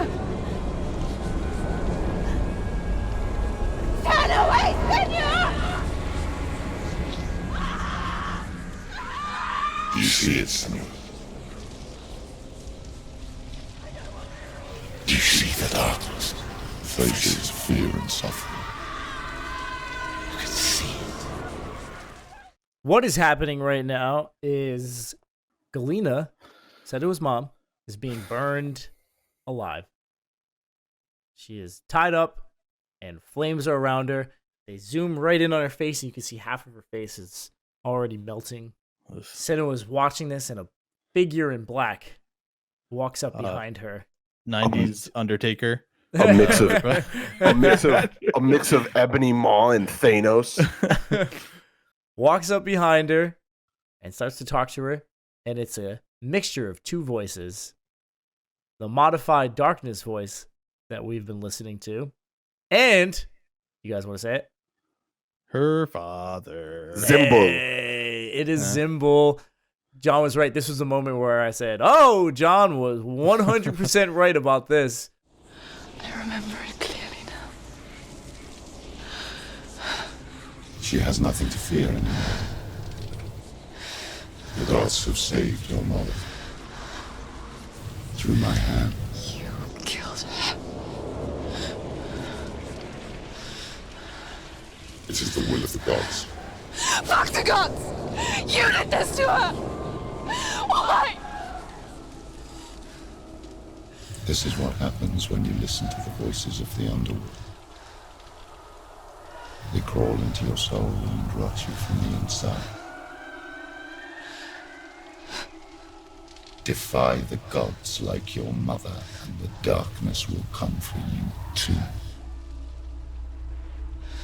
You understand, son?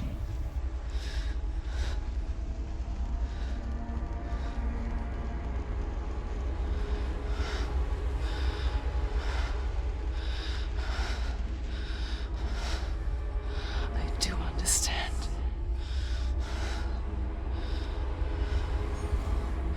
You cursed me with your own madness. was just a child. You created this darkness! You created this darkness so you could hide behind it! Only suffering brings salvation. It is the way of the gods. It was all a lie.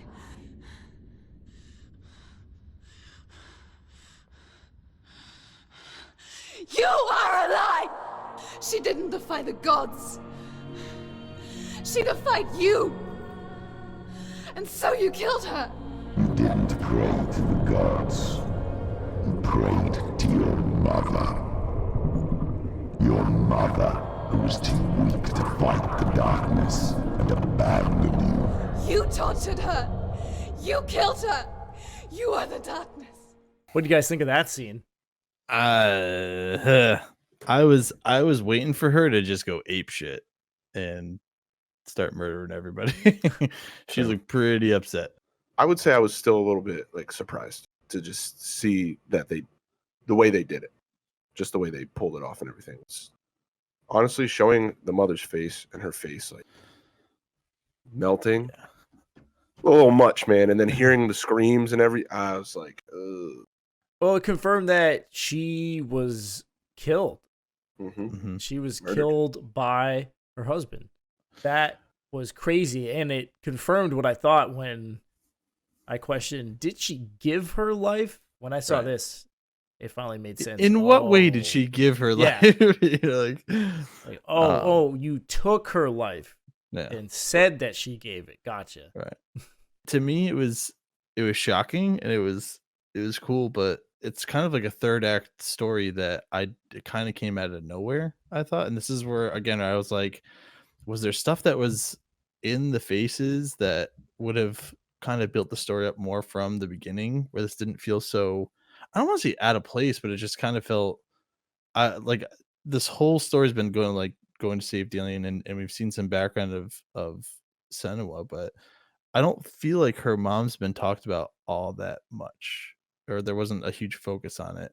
And this kind of being like a quote unquote big reveal, I was like, okay, like it was cool, but it was different than what I thought was going on. I will say that if you never found any of the mother statues, You'd be lost. You'd be lost. Imagine if you never found any, and the first time you encounter her mother is the Sea of Corpses. Right. You're lost. You're like, okay, this is weird. I feel that if you're going to have this in such a main part of the story, those things can't be optional. Senua snaps back into reality, quote unquote reality, and a giant naked cracked doll is floating in the air. That is Hela, baby. That is Hela. And I was super excited, thinking, oh man, we're about to get a crazy boss fight. Mm-hmm. Let's end this the right way. But you don't. You thought. Super disappointing, not gonna lie. Yeah. Yes. Yep. And I'll explain why. Let's build up to it first. She tries to run towards Hela, and Hela screams at her. She does a Dovahkiin roar, knocks Senua back. It actually looks super painful. Like when Senua looks up, you can see her body is cut up and bleeding all over the place. Well, that basically kicks off a little arena battle that you have to do with a bunch of enemies. That's right. The same ones. The same ones that enemies you've come across before. You have to fight them again. It's more of the same, but you're in this pretty cool environment. It's raining. It's dark. There's thunder, lightning. The world around you is, think Deadly Premonition vibes. If you played God of War, you've seen this before, Dude, but it's still interesting. Thank you for saying that, because it made me just think of the first God of War game. With that first arena battle done, you can finally continue toward Hela. I'm thinking, oh man, this is it. Let's do it. I'm feeling good. I'm feeling ready. She does the roar at you again. Senua falls down, again hurting, and then you have to fight. all the bosses you've fought over again. Yeah. Which again, I was like, all right, because it's like 3 different platforms with bridges, right? The first platform, you got all like the lower level grunts that you had to kill. I'm like, all right, beat all them. Go to the second platform. You're revisiting. It's like a shadow version of all the bosses, Yes. and they continue to like switch out. So it's like you injure one enough, it transforms into the Valraven and yeah. Cert. Yeah. So then there's like 2 at a time, and they're transforming. It's like, all right, cool. And then you finish. Can I just interrupt you real quick, Sure. John? I had to fight 2 Valravens, Ooh. which was the most obnoxious thing in the world. It That sucked. just sounds painful. It sucked. I never got 2 of the same character at the same time. Oh, either. man. One would do the giant pounce, and I'd try to parry, but you can't parry the giant pounce, so I'd get knocked down. The other one would lunge at me right after that, so I'd take damage, and it pretty much was that over and over again. It was awful, but I managed to fight my way through it, but damn, did that suck. This was probably my favorite part of this last part. Mhm. This. I thought it was really cool. It was different. Even though we fought them all before, it was different to have to fight them together. Well, I don't even mind like the revisiting, right? Especially seems like it's like ramping up, going to the grunts, never going to the mini bosses, ready to fucking fight Hela, and then And then Peter takes over. And well, when you finally defeat the shadow versions of all these bosses, you get to walk up to Hela's platform. What we didn't mention before was when Hela first shows up and you're on the farthest platform, she's massive. She's a big woman. And I don't mean fat. I mean just It's a big bitch. like a giant, shaped like a giant. Scale wise, just large. Scale wise, huge. As you get closer to her, she starts to shrink. So when we finally get to walk through a platform, I'm thinking, this is it. This is where we duke it out one-on-one. Wamano. Wamano. Yes. Not the case. Instead, she hovers in the middle of the platform, sends tons of enemies at you, and will occasionally roar, which will knock Senua off balance and allow you to get hit. That's it. That's the battle. That's the final battle. That's what you got to do.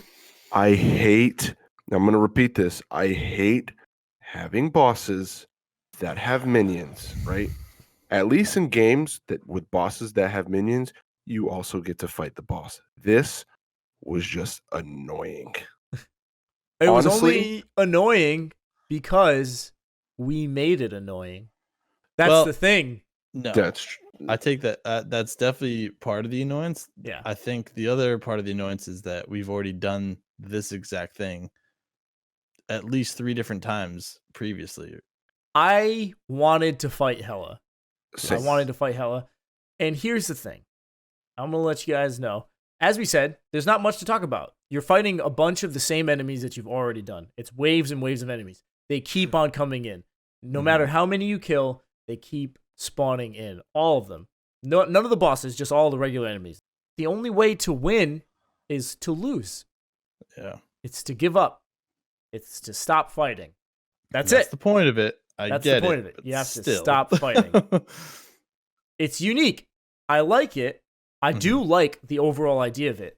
Yes. Why couldn't we fight Hela and have to give up? Yes, I agree. You could have had a cool boss fight, make us think that we're winning, but it's just not ending. And it goes back and forth up until the point where you're like, oh, I just gotta give in. I'd rather have had that than to build up Hela this whole entire time and then never get to fight her. I think it's a great idea for you to beat the game. You have to lose, right? This genius, absolutely genius. The problem is, it happened to me by accident. Oh, So for me, because I did keep fighting, and I was like, no, I'm just going to keep fighting. But I mean, I think it happened to all of us by accident. right, no. I No, actually I- stopped fighting. no, Oh, I really? did not. Yeah. I did not. I literally, she did her roar thing. I got knocked by the guy with the hammer. Like he slammed into me, and then the guy with the 2 axes came down and finished me off before I could even evade. And I was just like, what the fuck? I When you- legitimately fought for like over 10 minutes. He really did. And- I watched him fight. When you get knocked down, the voices will tell you, just stop fighting. Don't get up. Let it go. And I'm thinking in the back of my mind, do I have to lose? Nah, I'm going to keep fighting. I'm going to keep doing this. Let's go. Bring it. I'm going to take you all out. Maybe I just have to kill all the enemies in one go. Nope. You just have to give up. And there was a moment I got knocked down where I just stopped, let it lie. I was like, all right, I guess that's it. 20 minutes into this nonstop, endless battle, I'm ready to throw in the towel now. I want to know how many people, like how far people went with this at the end. Like I want to look to see how long people kept playing, because that's the ultimate test, right? It's like the test of your mind and your will at this point. How long are you willing to go and fight these things before you give up? Which is pretty much the whole story here. Does she want to give up and give in? In the end, she has to in order to become victorious. Whereas us, we're playing and we're like, nah, we don't want to fucking quit. No, let's keep going. Let's keep fighting. I can do this. I can do this. I can do this. I can do this. At one point, you're just like, dude, is this ever going to end?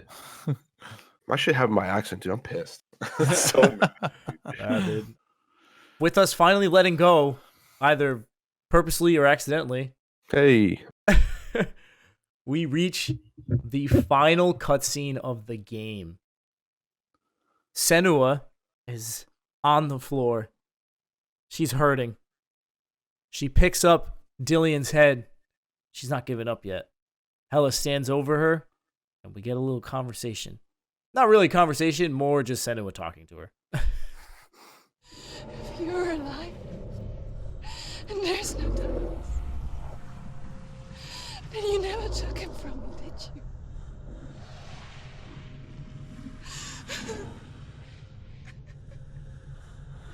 And I can't save Dillion.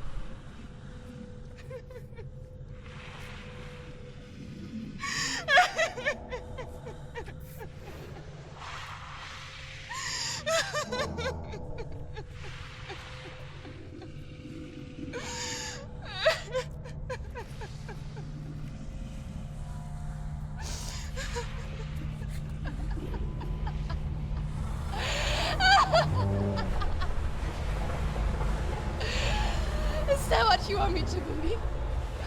After all you've done to me? And to him?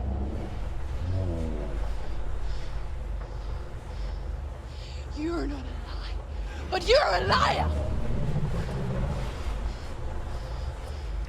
You crawled into me to confuse me and deceive me.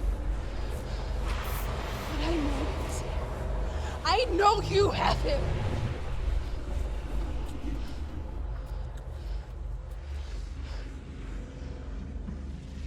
I'll give you my life. That's what you want, isn't it? My soul. Take it. I'll be a slave for you. I'll fight with you at Ragnarok. If you release him. But if you won't, you will have to kill me. Because I've got nothing left. No fear. No hate.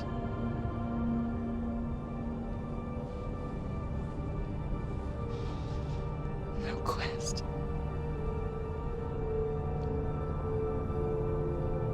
Nothing.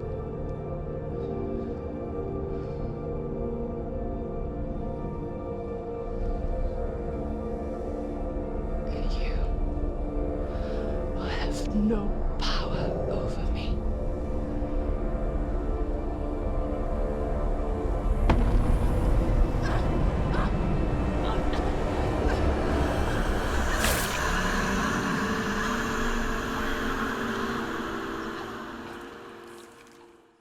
Senua threatens Hela. If you don't set Dillion free, you'll have to deal with me. You'll have no power over me. Hela grabs her by the neck and jams the sword right into her abdomen. Guys, what did you Wait. think of this cutscene so far? Which, the whole time it's slowly panning around and we end up taking the point of view of Hela at the end. I don't know, it's this whole end scene is her coming to a realization of what reality is and her trying to actually escape the darkness and her getting over a lot of the trauma in her life, whether it be her mother dying, Dillion dying, and trying to work her way out of everything. At one point, I just started laughing when she started laughing because I was like, this bitch is psychotic. She's crazy at this point. She started laughing and I was like, dude, she does not care anymore. I mean, she's at the end of the road. And at this point, she's realizing there's nothing she can do. So after you journeyed this far, after everything you fought through, what else can you do but laugh at the situation? She can't do anything. That's it. There's nothing else you can do. But I enjoyed it. I was trying to figure out the meaning behind it. Me too. Because with what was going on, I started to think this isn't a literal representation of what's happening. She's not in front of Hela right now. I kept telling myself there has to be something that this is representing. What is it?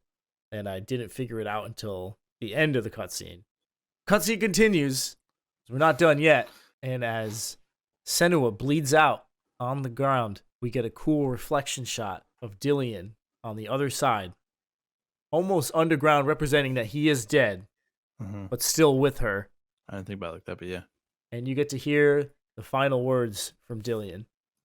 I learned the hard way to not be afraid of death, Senua. Because a life without loss is one without love.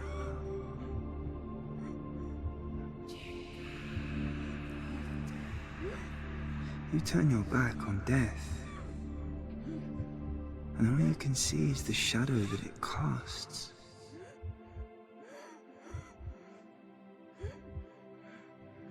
The longer you hide from it, the longer the shadow grows until all you can see is darkness.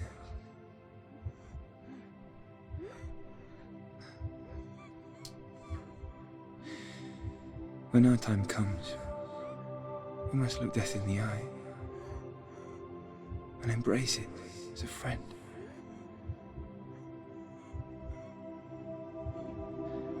Only then can we let go of our fear.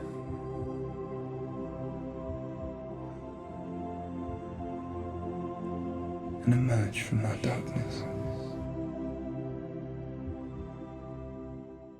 As beautiful as that speech is by Dillion, it's also painful because Senua is lying there gasping for breath.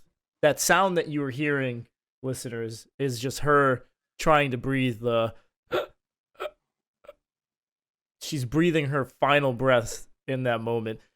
It's a beautiful scene, but the way life is leaving her eyes in that moment, it also makes it a torturous scene at the same time.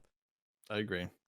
She looks, I mean, as battered as anyone can look. Like she's on death's doorstep. It's kind of sad at the same time. Like you said, is however uplifting the sentiment is that Dillion is portraying, the flip side, quite literally, is her dying in an agonizing way. Horribly beautiful. What I would say. We come back. It seems Dillion and Senua have been reunited. She has finally died. Hela walks over, picks up the head, strolls over to the edge of the structure that they're in, kneels down and drops Dillion's head off of the ledge. You watch it drop into the abyss. But when we pan back up, it's not Hela. Peter, who is it? It's Senua. Motherfucker. Senua has not died. Hela is Senua. Senua is Hela. Hela's a man? Goodbye,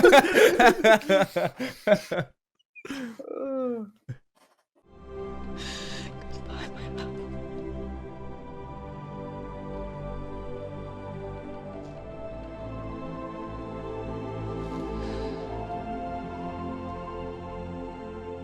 Do not mourn the waves, the leaves, and the clouds.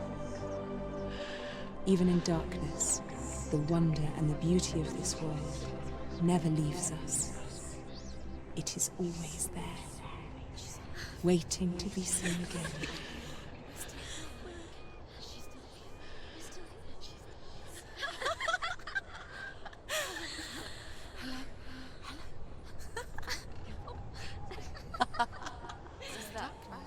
Oh no. Oh. It's the rocks. The darkness is back. The darkness is working.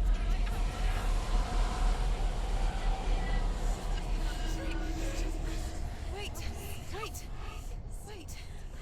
What is it? It feels... It's different. It feels... It's okay. Is it okay? This is where my story once began. It's different. And so it has to end here, It's changed.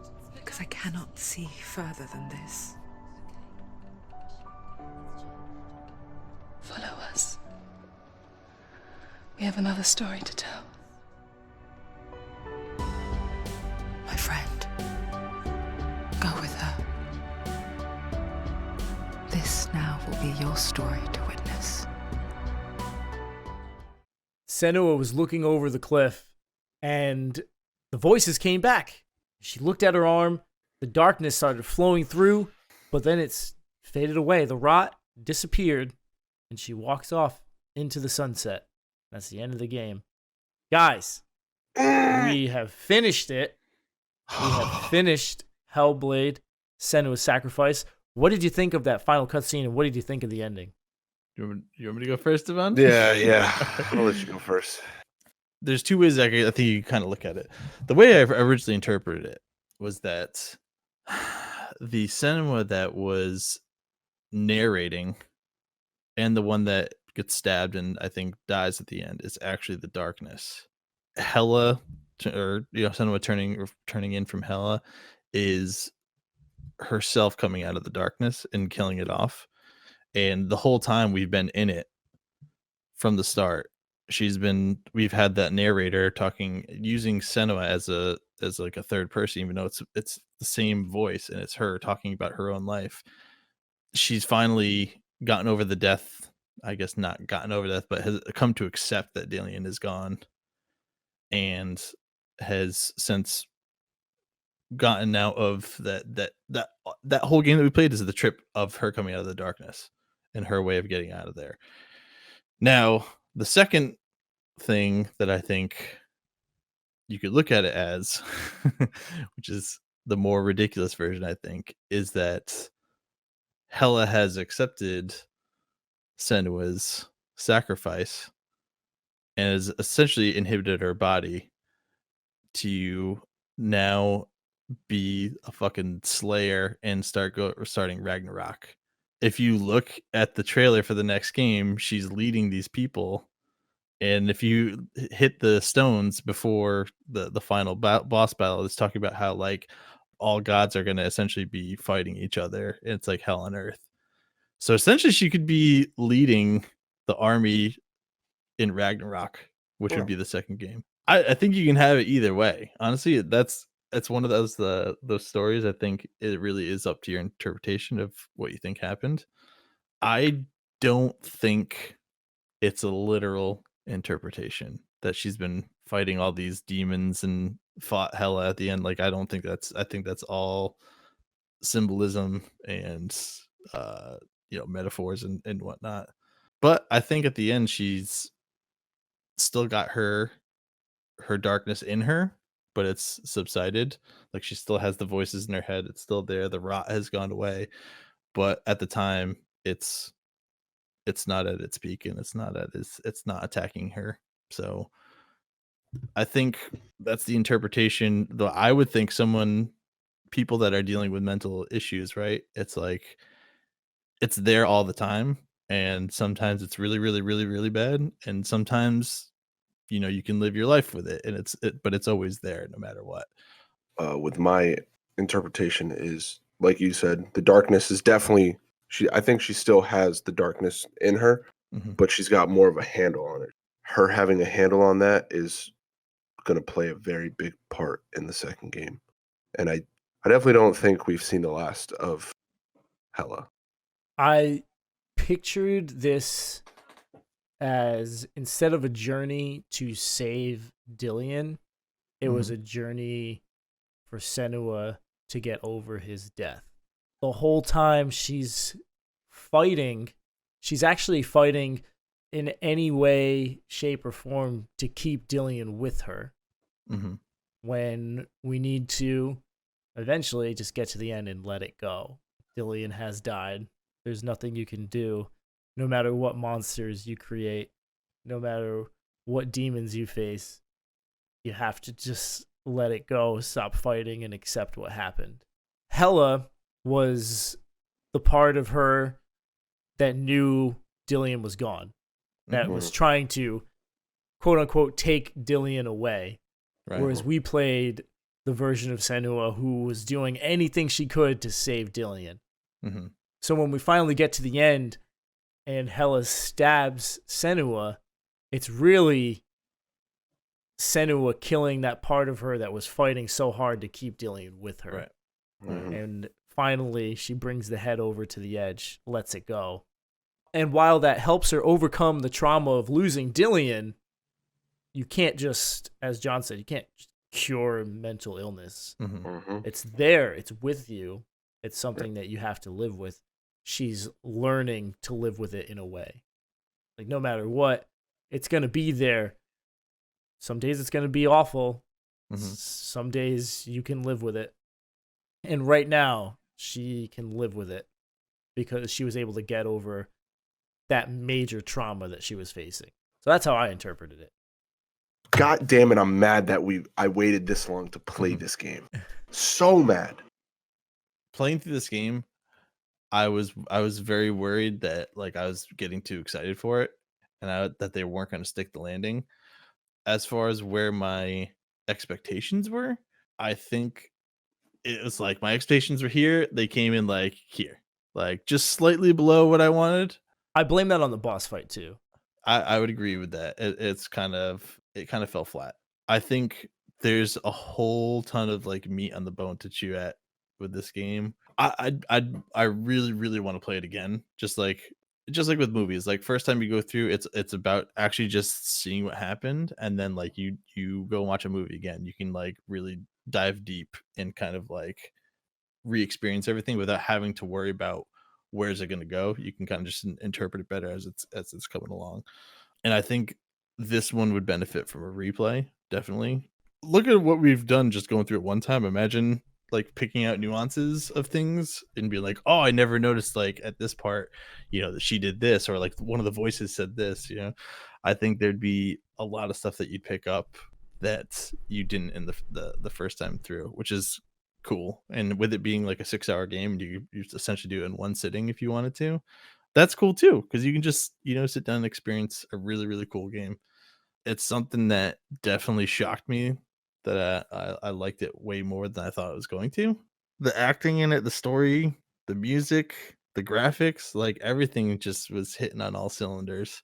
I'm so pumped that there's a second game coming out, and I would like to see where it's gonna go with it. But good job Ninja Theory. Playing through this game, it's given me a new appreciation for anyone that's going through mental illness or anything like that. I think this gave us a deep dive into what someone might be going through. And I think that's really important because, I mean, everyone says, hey, you never know what a person's going through in their life or anything like that. But sitting through this and just playing through someone's side of what they could be going through, because someone could actually be suffering from psychosis and going through this. I think they just captured everything really well. Like John said, they hit on all cylinders with the music, even the gameplay. The graphics were amazing. One thing I'll say that John didn't say, if your game, I mean, he said this earlier on, if your game doesn't have a photo mode, you're doing it wrong, right? Definitely want to say that Ninja Theory pulled out all the stops for this game, and I'm super excited to play through the second one. Cannot wait. I'm right there with you guys. This game possibly cracks my top 5 in terms of storytelling and in terms of the protagonist. Very rarely am I this drawn to or attached to a protagonist in a video game. A lot of times I'm thinking, this is the guy I got to play as, or this is the gal I got to play as, and we go through the adventure together. Cool, beat it. All right, done. This one will stick with me for a while, and I'll be thinking about the different adventures throughout Senua's journey. There's just so much to it, so much that she experiences, so much emotion through each of her actions and reactions. It wowed me throughout the entire game, and the way that they were able to switch up the gameplay through each of these sections, whether it's combat heavy, puzzles, running for your life, they offered so much, but did each of it justice at the same time. Sure, there's definitely critiques I had when too many enemies were on screen. Trying to switch between the enemies was a little annoying. The repetition can definitely become exhausting, especially when you feel that they're relying on a certain element, like throwing the same enemies at you or finding runes in each area. But overall, the story and Senua keeps you pushing through. I said this in an episode before. There was a part where I got annoyed with that fire creature. But in the following sequence, my annoyance was gone. And I was thinking, what's next? What are we going through next? What am I going to see next? I can't wait to find out. So happy to have finished this game. Can't believe it took me this long to play it. But I'm glad that I got to experience it with you guys for the first time in the Game Club. Hell yeah. Hell yeah. This is the way to do it. This is what the Game Club's all about. Right here, right now. We did it. But that is it for Hellblade. We hope you played along with us. If you did, congratulations on beating the game. Whoop, whoop. We did Tell us it. what you think in Hell the yeah. Discord. Tell us what you think in the Discord. Remember, you can join our Discord if you want. All you got to do is follow the link that's in the YouTube description or the description of the listening platform that you're using. You can join our Discord and talk with us. Yes. Another important reason to join our Discord is for Season 5. Season 5, we're doing something different. We're not going to really be choosing the game this time. We're going to throw up 3 games, and you get to vote on the game that we will be playing for Season 5. That's right. You get to choose.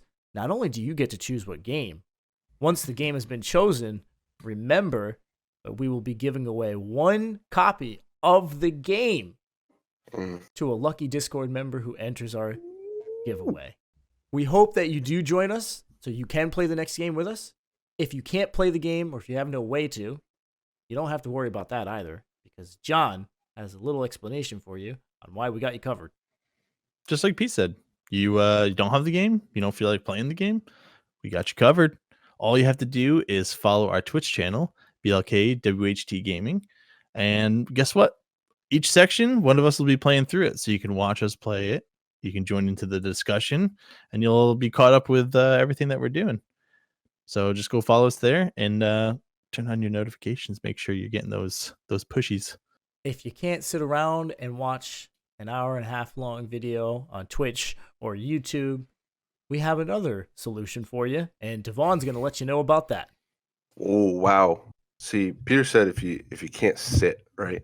So if you're always on the move, if you're on the go, you're at the gym, you're driving around, you got to commute, we are on your favorite listening platform, whether it be Spotify, Apple, you got us on Google, iHeartRadio, brand spanking new Brand new iHeartRadio. iHeartRadio. We're on there now. iHeartRadio. The Radio of We're Hearts.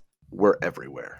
If you want to follow us on social media, feel free. BLKWHT Gaming. You can find us on Instagram and Twitter. If you want to reach out to us, feel free. You can do that at blkwhtgaming@gmail.com. That is it for Season 4. Woo! I'm your host, Peter, and I'm with my friends, Johnny Bag of Donuts. Hey, ho. And Devon, the dark-skinned Dillion. R.I.P. R.I.P. R.I.P. It is me. R.I.P. We are Black and White Gaming, and we will see you next time.